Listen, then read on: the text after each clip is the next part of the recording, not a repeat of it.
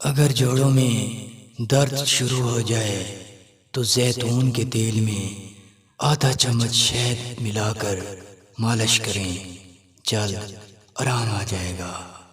جسم پر خارش والی جگہ پر نیم کے پتوں کا پانی نچوڑ کر لگائیں، خارش ختم ہو جائے گی۔ اگر پیشاب آنے میں تکلیف ہوتی ہو تو زیادہ تر خربوزہ کھایا کریں۔ جن حضرات کو قبض ہے وہ دودھ میں الائچی کے بیجوں کا سفو اور تھوڑا سا شہد ڈال کر پی لیں۔ چہرے کو خوبصورت کرنے کے لیے ملتانی مٹی میں عرق گلاب کا پانی مکس کر کے چہرے پر لگائیں۔